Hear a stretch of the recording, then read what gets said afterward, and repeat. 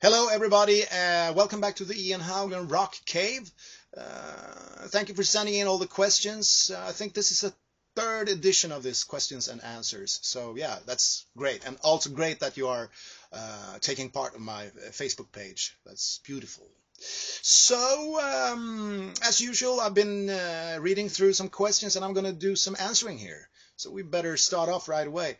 The first question comes from a guy in UK, Ethan Fitzerald. He wants to know which glam metal band from the 80s I thought was the best band.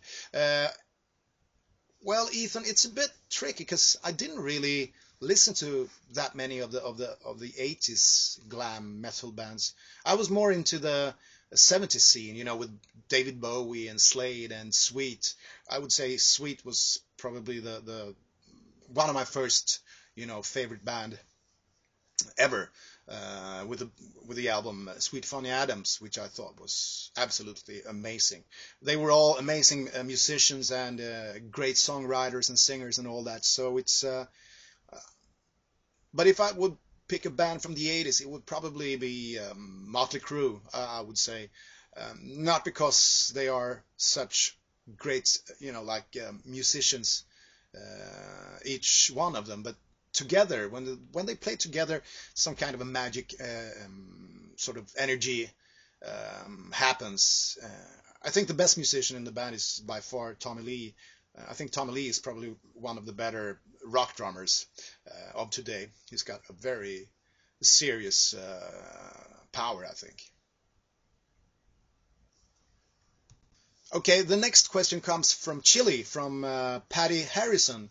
She wants to know how I look at my personal life and my life with Europe in 10 years from now. I think my answer to that question must be that I don't think that far off into the future. I try and live day by day because it's so easy to... I mean, if you think about the future all the time, you're not actually living in the sort of now, and it's so easy to get caught up with that planning ahead and forgetting about today. So I mean, obviously, I hope that I'll be healthy enough to play drums. I hope that my family will be healthy and that I think that's all I can ask for. And when it comes to Europe, I think we could definitely be active in 10 years. I mean, look at bands like Rush, Rolling Stones, Aerosmith,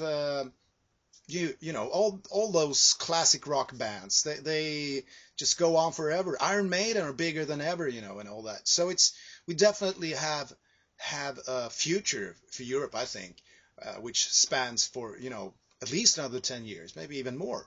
I think the important thing is that you have to have some creativity. You got to have the feeling that you are producing something valuable for yourself as a musician, but also for you guys, for the fans. I mean, you are the most important thing if we should be able to do this for another 10 or 20 years or whatever it might be. So, but I trust you. I believe you're going to be there, right? The next question comes from Italy. It's Cristina R. She writes, if you had to describe yourself, musically speaking, by 3 adjectives, which ones would you choose? That's a tricky one too, I think. It's definitely heavy, hard-hitting, and also I'm trying to play musically right. So musically.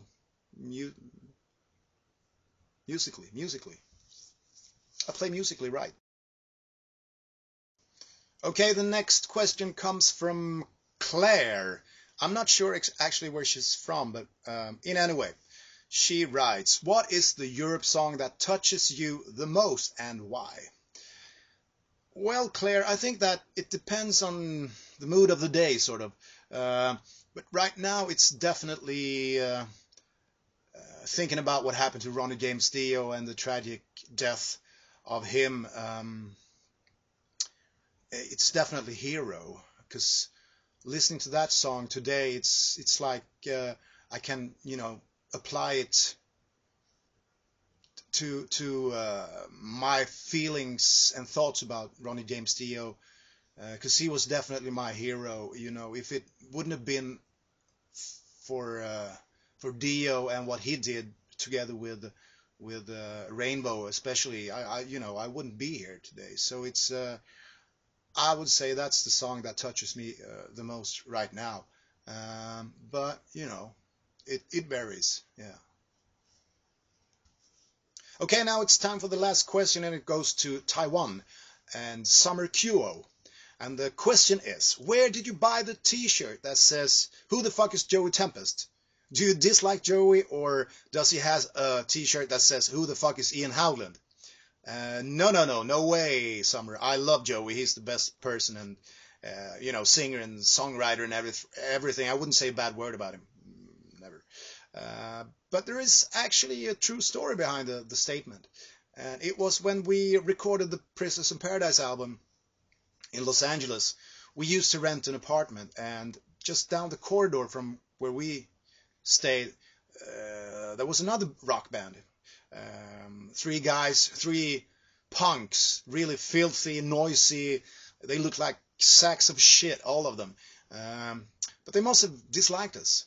Because one morning when we were on our way to the studio, we opened up the door and went out to the corridor, and on the wall outside our door, it was spray painted, "Who the fuck is Joey Tempest?"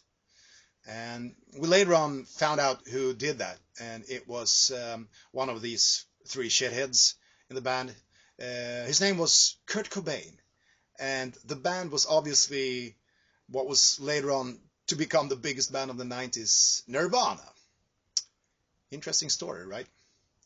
Okay, so thank you for sending in the questions, and keep on doing so, because next week I'm going to be answering some more questions. In the meantime, have a good time. Bye.